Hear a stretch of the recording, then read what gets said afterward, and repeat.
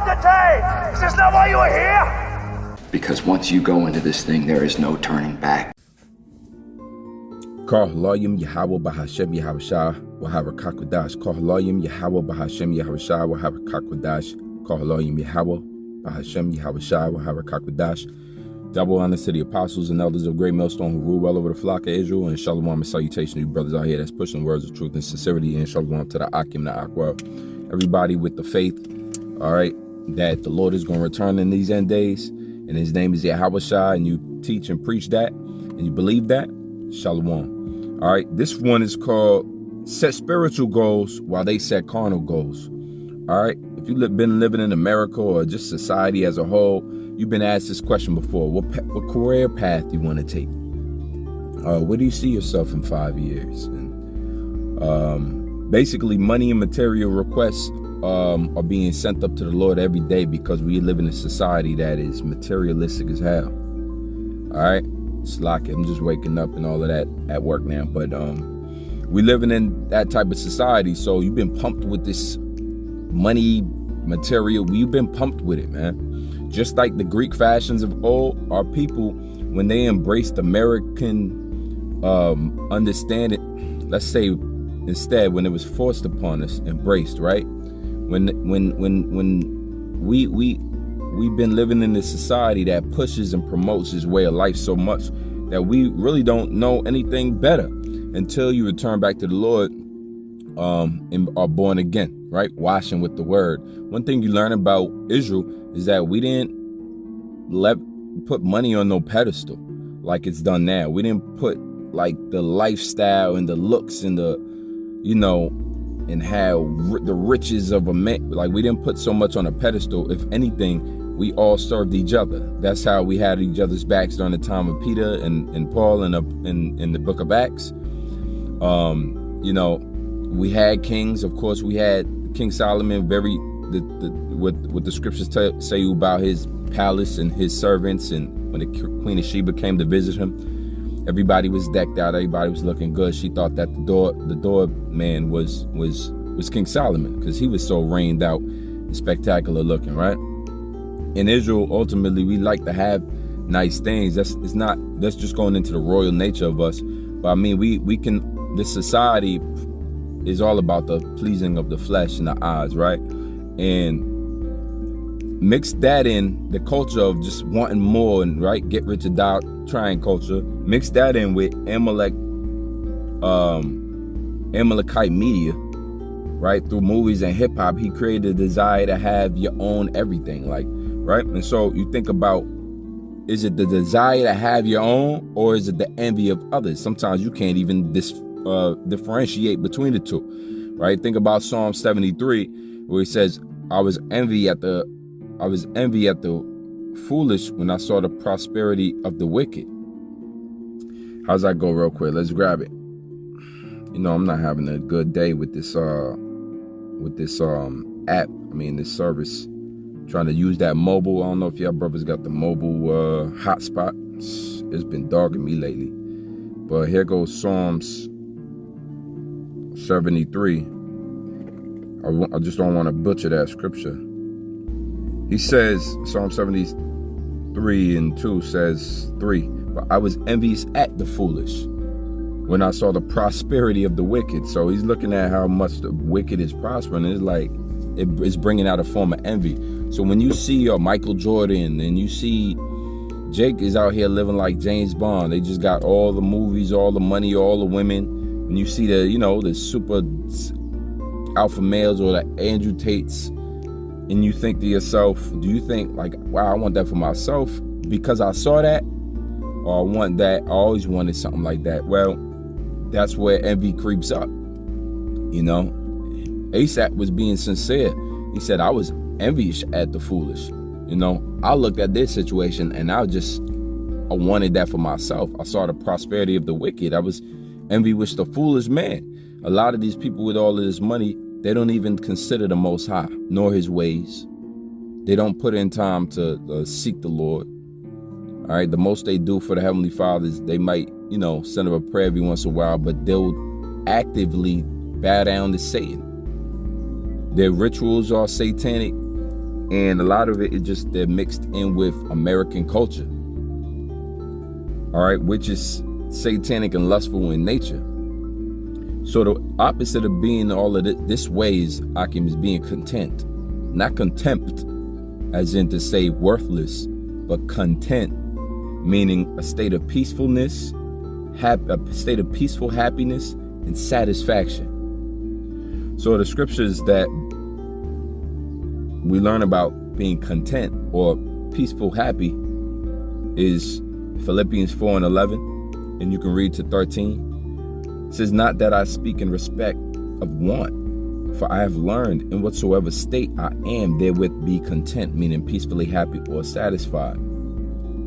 Why is Paul speaking about peace? Because the era of that time, right after Greek culture, was Roman culture. And the era was the Epicureans and the Stoics. The Epicureans wanted a lavish life. They wanted all the finer things in life. The Stoics was more like, look, I'm just going to meditate with immediate. I'm just going to remain humble, remain grounded, and whatever I go through, I'm going to reflect on at the end of the day. You know, that's how the Stoics was more like solemn and everything. But the Epicureans was trying to roll out. They was trying to hit all of the temples and whatnot, live it up. What Jay-Z said, I'm trying to live it to the limit and love it a lot. So Philippians 4:13, Paul's saying sincerely that I'm content. Right? 4:11, Slacking. Not that I speak in respect of want, for I have learned in whatsoever state. Remember your state of affairs. When you read that word keep a lot of times in the scriptures, I should know it by now in the Greek, memorize it, but I keep forget hagion, which means to keep one in the same state in which they already are. So when the Revelations 3:10 says, and the Lord shall keep thee from the hour of temptation, it's basically in the same mind frame, but also keep is also another word for protect. So it's one and the same, because a father keeps his daughter a virgin by protecting her from men who can defile her. So going back to verse 11, he says, in whatsoever state I am. So the current state you are, that's where you want to be kept. And that's why we're praying for spiritual goals and not carnal goals. And we're setting spiritual goals, not carnal ones, because it keeps us in the state in which we are.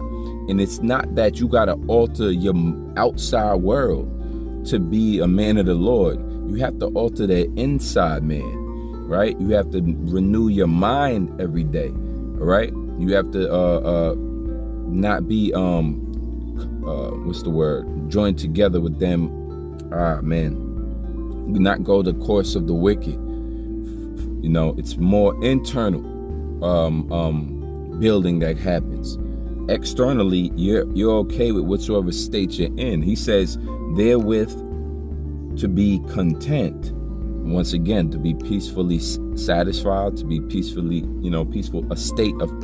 So it's your state, it's your mental state, it's your mind frame. Even though you have a regular minimum wage paying job, let's talk about it.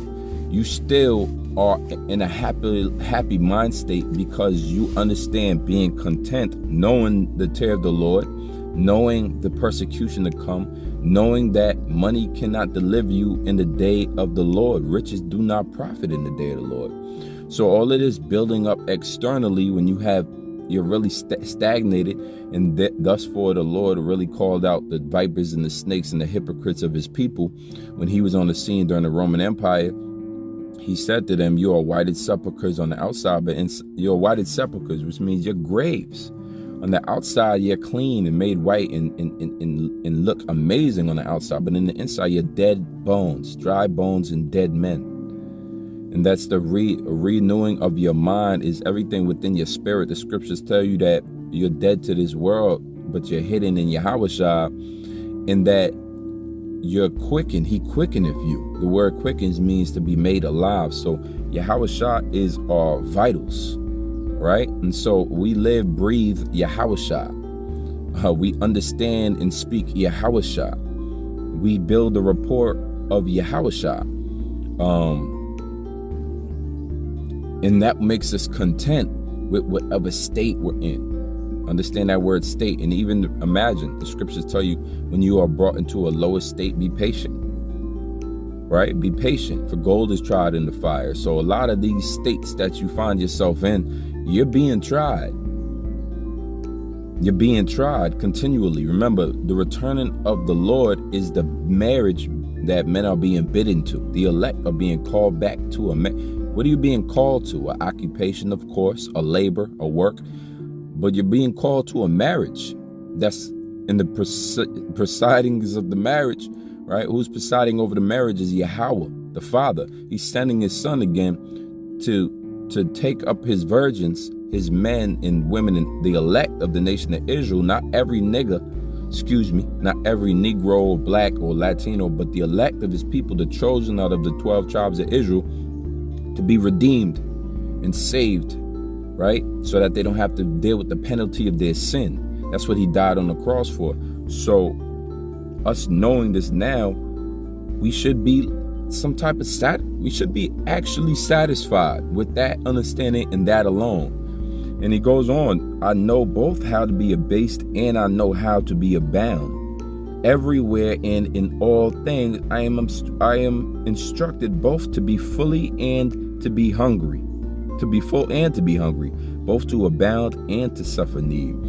So there's a great balance, because you know how to deal with all of these states, all of these affairs, whether your state can go up.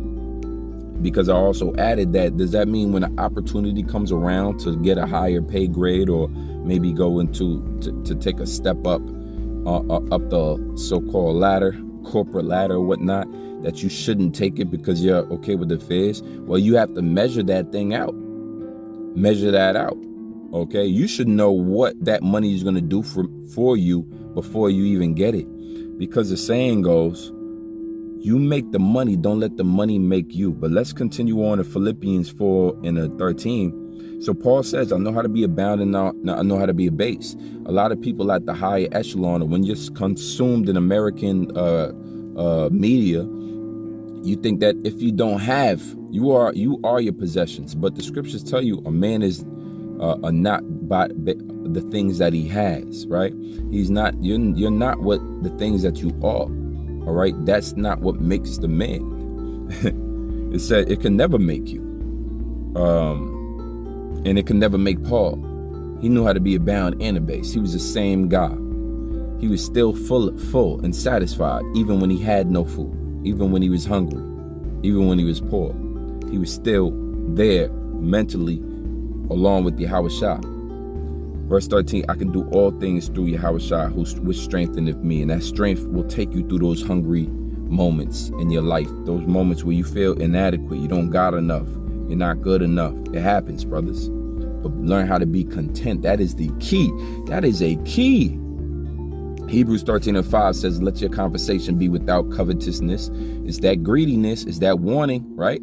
Going back to Psalm of Asaph, when I was envy at the foolish when I saw the prosperity of the wicked. It's about the lust of your eyes. Remember, that's one of the things you get caught back into when you, if you're not sown on good ground.